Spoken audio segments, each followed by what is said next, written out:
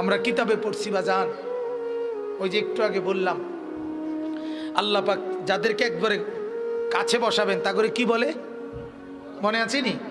নবীজি বলছে আনা মিনাল মুকাররাবিন।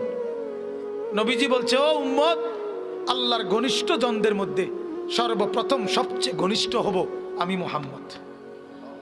হাসরের ময়দানে মাওলা আমার জন্য আল্লাহ তার সিংহাসনের পাশে আবার আমার জন্য আসন নির্ধারণ করবেন, বসে বসে আল্লাহর নবীকে আল্লাহ তাআলা বলবেন বন্ধু এই আসনে বসেন। কিতাবে আছে বাজান, নবীজি সাল্লাল্লাহু আলাইহি ওয়াসাল্লাম, একটু মনোযোগ দিয়ে শুনেন এই কথাটা।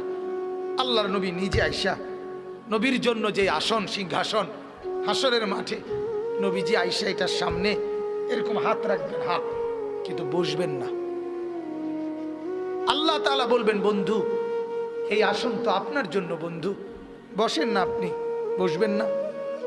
তো আল্লাহর নবী বলবেন রব্বুল আলামিন আমার জন্য বলাতে তো হাত রাখছি, আমার এটা তো আমি গ্রহণ করছি, আপনি দিয়েছেন বলে, কিন্তু আমি বসবো না মাওলা। আল্লাহ বলবেন কেন বসবেন না? আল্লাহর নবী বলেন রব্বুল আলামিন আমি যদি বসে যাই হাসরের এই বিরাট ময়দানে আমার উম্মতের জন্য দৌড়াবে কে? আমার কোথায় কোন উম্মত গুনার কারণে নাফরমানির কারণে আটকায় যায় কিনা? আমি যদি না ছুটি, আমি যদি না দৌড়াই, আমি বসে গেলে আমার উম্মতের জন্য দৌড়বে কে?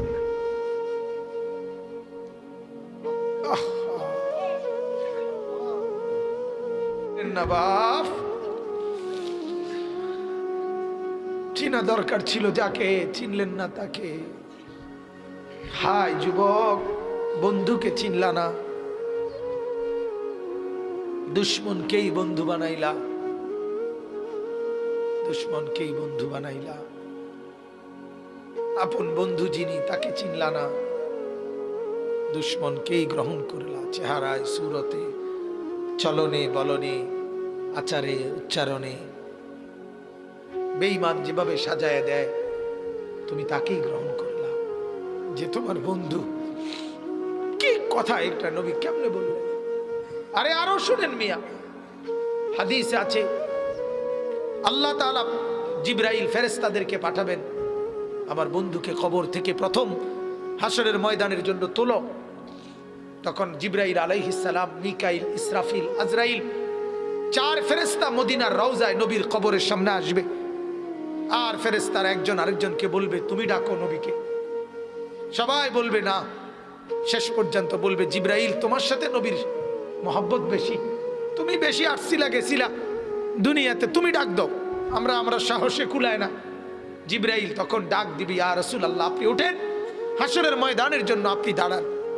আল্লাহর কসম বাপ কসম, হাদিসে আছে নবীজি সাল্লাল্লাহু আলাইহি সাল্লাম বলেন আমার উম্মত আমি নবী তখন এই কবর থেকে উঠেই কপালের বালু মুছতে মুছতে আল্লাহর নবী বলবেন জিবরাইল আমার উম্মত কোথায়?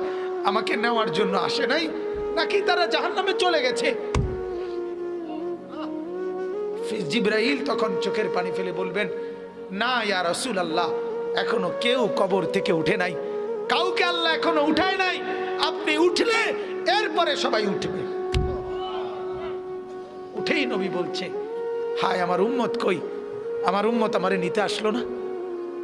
ওই যে এয়ারপোর্টে আমরা মাদ্রাসায় দেখি এই ভুক্তভোগী আমরা মাদ্রাসার ছোট ছোট ছেলে পড়ে যে আমার মাদ্রাসায়, প্রায় মায়েরা বাচ্চাদের মা ছুটি নিতে আসে, তার বাবা বিদেশ থেকে আইব, এয়ারপোর্টে নিতে কইছে, ছেলেটারে কি করতে কইছে?